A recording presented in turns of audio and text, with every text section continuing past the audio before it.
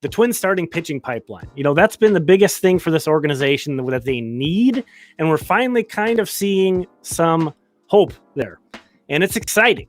So we're going to take a look. Seth Stohs is going through his top 30, both pitchers and hitters in the Twins system. We're going to take a quick look into that.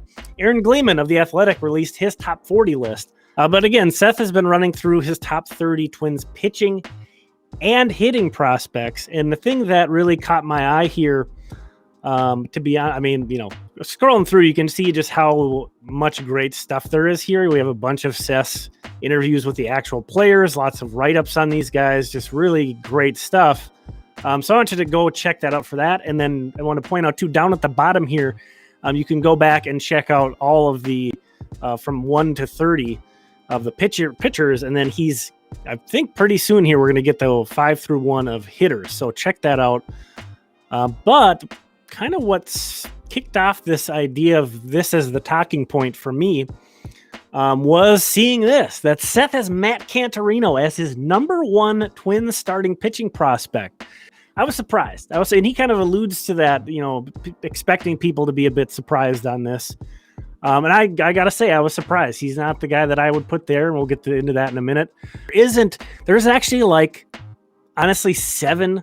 You could argue all the way to 8 or 9 dudes who could be the top prospect. Now, on the positive end, hopefully that means there's so much depth there that some of these guys are actually going to make it to the big leagues that are going to stick, because we all know there's no such thing as a pitching prospect is a saying for a reason. We certainly seen quite a few Twins pitching prospects not make it. Maybe it'd be nice to have a guy at the very top, who is more dominant, but I think it's fun to have this very deep system here. This is kind of the main thing I wanted to talk about, is the starting pitching rankings that we have. I threw in my rankings, Seth's rankings, and Aaron Gleeman's rankings from The Athletic. And again, these are just in terms of starting pitchers. So when you see number 1, that doesn't mean number 1 prospect on the Twins. That means number 1 pitching prospect. So these are all by just the pitchers. I have them all, the top 15 guys. The average here is, the average of the 3 of us. That's how I have these ranked out. In the red is showing who is the highest on each of these guys. And you see there's some ties here. And I've also got some things over here as far as their age. And this is color coded. So the darkest green is the younger guys, and the white are the older guys, have whether or not they're in the 40-man, and then how many innings they pitched in 2021. So we're looking at this for 2 reasons. Number 1, let's take a look at how we rank these starting pitchers and how there's kind of diverse opinions on these guys, which I think is fun. And then number 2, I think a lot of the things that people ask about are time frame, timetable. When is this guy going to be on the Twins? And I think the best way to analyze that is, are they on the 40-man roster? And how old are they? What level were they at? So that's why I included that group of information on here on the spreadsheet. But as you can see, there is a diverse opinion on some of these guys, especially Matt Canterino. So you can see on average, we kind of come together to put him 3rd. But Seth, again, has him as his number 1 pitching prospect in the org. I have him as 7th. Now, that might seem like a gigantic divide, but I actually had all the top 7 starting pitchers in a tier after the top 3 hitters. I had the 7 starting pitchers all in the same tier, and kind of said, this is how I'm ranking them. I do have Canterino at the bottom. I'm not trying to completely cop out there. But they're all in a tier. So it's not like I have Joe Ryan as, insanely that much higher, that I think of him that much higher than Matt Canterino.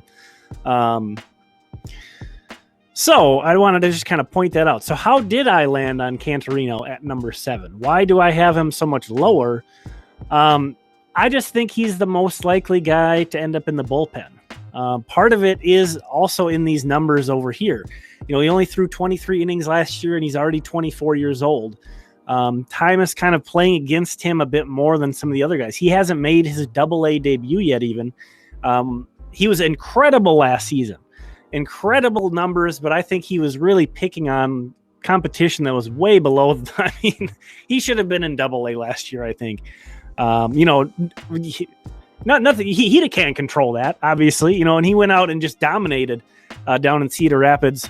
One thing I'll say too about Canterino is, if you want me to pick a guy, pick out a name here who I think would be the most likely to be like a fan favorite, cult hero, type of guy, a guy who that the Twins fans are going to gravitate to like crazy. Matt Canterino would be my number one guy because he is so much fun to watch. He's got a very exaggerated windup that's fun.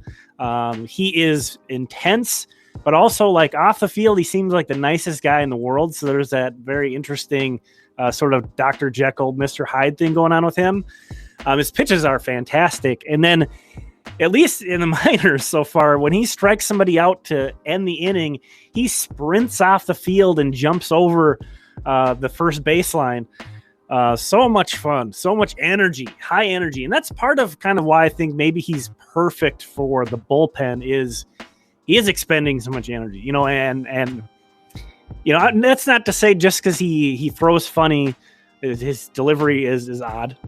And that he is very energetic, that there's no chance that he can make it as a starter. It's so easy to say that about any pitching prospect that, I think he's probably going to end up in the bullpen. Anyway, you could say that about any of these guys, and odds are that you would probably be right. Some of them are going to stick.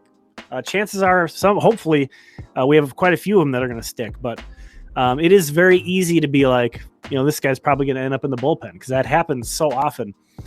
So I think Canterino's kind of the guy I see there, but still, even having him that high, thinking that he's going to be in the bullpen, I think he's going to be a beast in the bullpen. I would be very surprised if he doesn't have a major league career. There are some guys who I've ranked ahead of him who I think are a lot riskier in that regard, who I think are, a little bit more dangerous in that. Maybe some of the things about them remind me a bit about some of the Twins pitchers of recent prospect lists that haven't established themselves yet, didn't establish themselves here. So that's kind of where I landed there. So this video is some highlights from a live stream that I did on Wednesday. If you want to join in on the conversation, Wednesday evenings at 8:30 p.m. is what I'm doing right now, at least until the lockout's over or spring training starts. So let's jump ahead a bit to a question I got about Louie Varland and a big old rant I got on after that. I have him 9th, so he was outside of that, again, that 1 through 7 tier that I had. But he and Cole Sands are kind of right behind those guys, not too far off. Again, Varland is 24, and the highest he's pitched is high A. Defending Twins Daily Minor League Pitcher of the Year. And that reminds me of another thing that I was going to talk about. So Louie, this is a great transition to this because Louie Varland is maybe the guy that I'm being dumb about, that anybody rating Twins prospects is being dumb about. And I think about this too with Edouard Julien on the hitting side, is think about over the past handful of years, who are the Twins prospects who are currently on the roster who've emerged? Unfortunately, there hasn't been a lot of guys that have been coming up through the system. And you think about, it's because a bunch of their good prospects have left. But a lot of the guys who've performed well, who've left as prospects, were never super high on the prospect list. You think of Lamont Wade, Akil Baddoo, Tyler Wells, Huskar Noah, Luis Hill. A lot of those guys had potential high upside, especially those last two international signing pitchers I mentioned. But none of those guys who left the organization and had success were super highly regarded as prospects.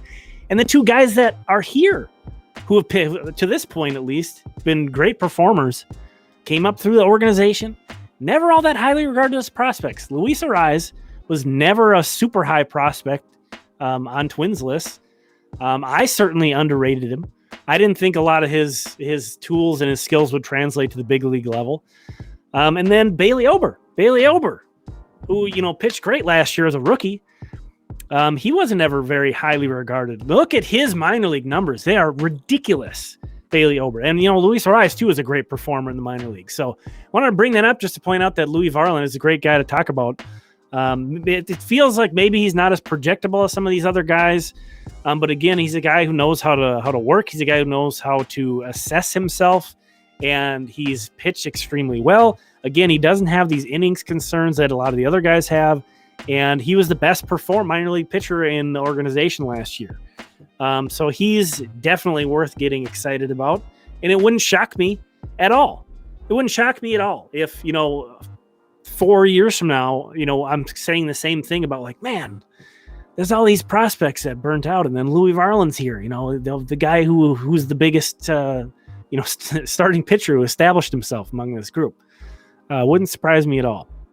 So this was 2021, and this is Nick writing up the recap of Twins Daily's list. I contributed to this list, just to be clear. So I'm not like, oh, this Twins Daily list. My list is in this list, okay?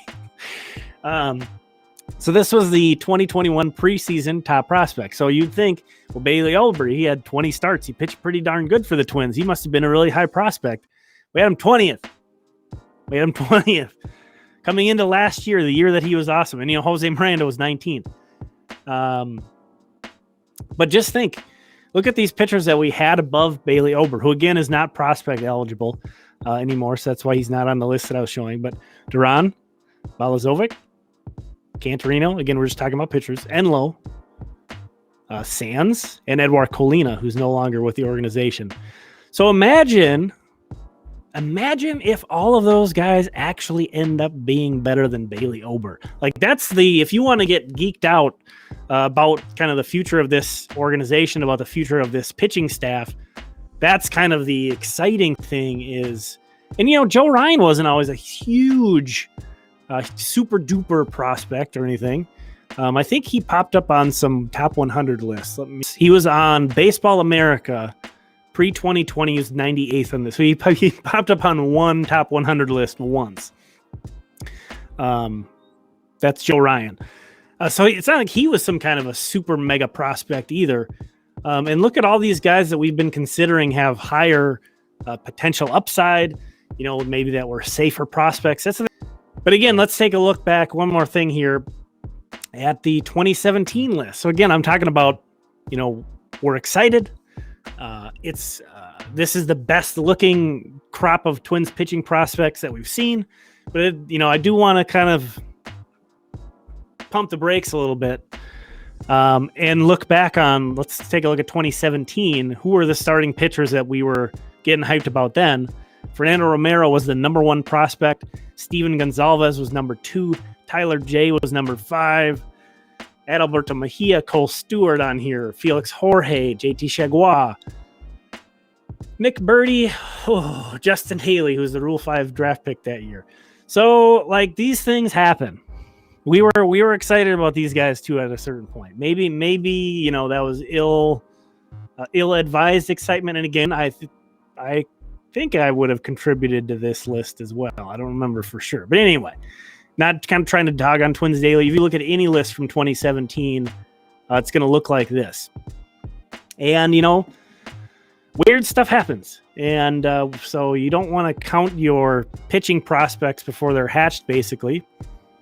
But again, that was my long rambling rant that I had that it was about basically Louie Varland. So where we started with that. So as you'll see, sometimes I can get into a bit of a tangent if you get me going on certain things.